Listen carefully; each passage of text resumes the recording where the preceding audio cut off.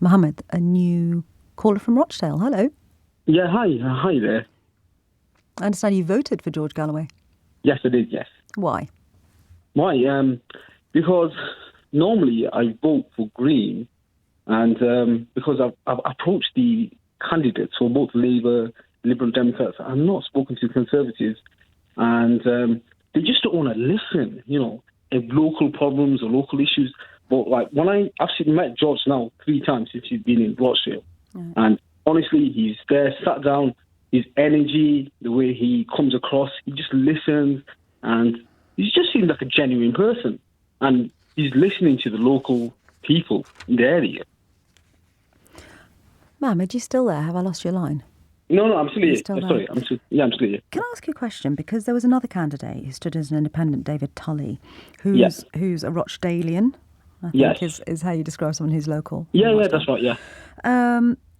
So Galloway polled at nearly 40%, 39.7%. Tully picked up 21.3% of the vote. Admittedly, it was a fairly low turnout. But Tully was very clearly campaigning on local issues. So he was talking about, for example, the local maternity unit and talking about needing more funding. He was talking about potholes in the road. He was talking about the regeneration of Rochdale. Why didn't your vote go to him? Okay, so with Tully, I've been in Rochdale. Well, I moved back to Rochdale, actually, from London after 20 years. So I've been here about 2 years now. Now, I was born and bred Rochdalian. Now, the thing is with Tully is that I've spoken to the locals, and they said that, he owns some local businesses, but as a character, they got to know him personally. He was difficult to know and, come across in the past. So he has got some past issues. I don't know what the issues are. So those people that said it, I trust those people. Yeah. So that's number one. And then number two is, sorry, I'll let you speak. No. Number two is with it's Gaza. It's a massive issue in Rochdale, with the local people, because it's not just affecting Muslims, it's affecting non-Muslim people. They're talking about it in schools, even the children, it's all over social media. And why are Parliament ignoring that? Massive issue. And you know what? It's the northern towns, majority of the northern towns that's going to go to, if we were going to be called up for war, it's us that's going to be going for the, tune of Parliament, the ones that are in London. That's the way we see it. Do you think, you preempted my second question, actually, which was about how important Gaza has been to voters outside the Muslim community, from what you can tell in Rochdale. Yeah. So do you think that the main political parties have just spectacularly underestimated how significant this issue is at the moment to voters? No. Okay. From what you're saying, the answer is yes. You're saying advocate go on. To you. Okay. On. So what I'm going to say is they know how important it is, but they're failing to actually address it. Does that make sense? Yes, it does. Yeah, because obviously there's other external factors. I think people are not stupid. Let's just say that people are not stupid. We see it clearly what's going on, especially in northern towns, northern areas, even Scotland. They've seen it. Now, if they're failing to listen to us, then we're not going to vote for them, are we? Why should we help them if they're not going to help us? It's a bit of a tit for tat. Okay, I understand that. Okay, so for you, Galloway comes across as a man, well, first of all, you were able to have contact with him 3 times. When you did, you felt that he was listening. You feel that he was speaking to issues of kind of local regeneration, as well as an important issue to you, which is Gaza. He's obviously, I don't know how aware you are of it, he's obviously got a very controversial past. Many people in the Jewish community, I was talking to a Jewish friend this morning, feel that the things he has said and done in the past are not just anti-Israeli, but veer into anti-Semitism.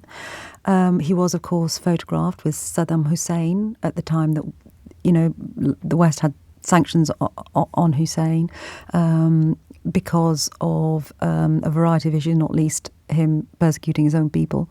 Galloway's also been photographed with President Assad of Syria. Were your concerns about Gaza enough to allow you to overlook those things? Yeah. Sorry, can you hear me there? Yeah. Yeah. Yeah, okay. Yeah, I do know about them issues.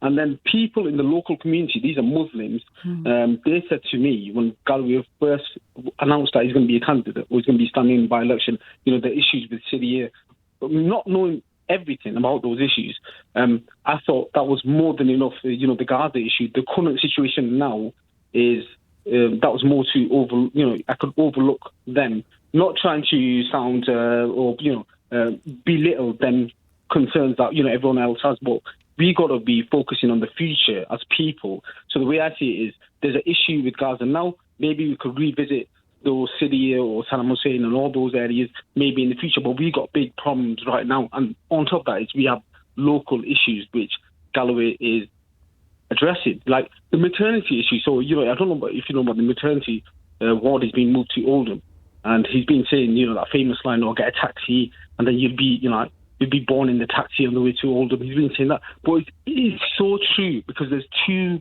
big local hospitals, and I've worked in the local NHS. I've worked in actually two in London, and in the Midlands. I know the the stresses that they have, and all these decisions are made by London or people in the cabinet. They have no clue what's going on in the northern towns, northern cities outside London. It doesn't just belong in the M25. And I lived and worked in London for 20 years. No, sorry, that's a lie. 10 years. But no, 14 years. 14 years.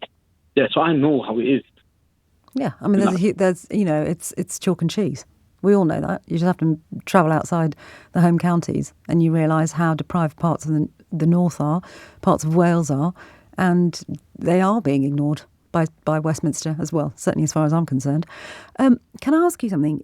I understand what you were saying about, the feelings running high about Gaza in Rochdale and wanting somebody as an MP who would reflect your very deep concerns about what is happening right now in terms of a big international issue.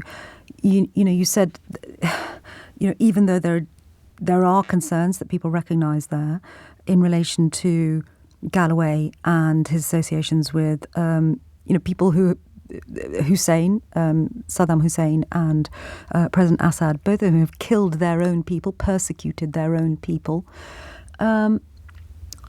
We didn't talk about the anti-Semitism bit, because there is also a lot of concern, isn't there, not least from the Labour Party this morning, saying that Galloway will prove divisive because many people in the British Jewish community feel that he is anti-Semitic, and as a result, that will put strains on relationships between the Jewish community in Rochdale and, for example, the Muslim community in Rochdale.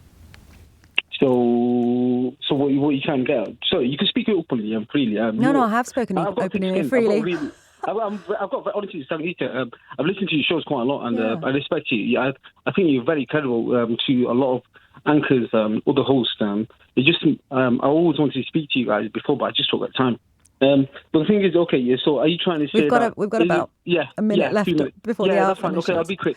So you were very clear when you said, look, Gaza is incredibly important to me, really important to me, and as a result, I am aware of other concerns around Galloway, and you mentioned specifically Syria and Saddam.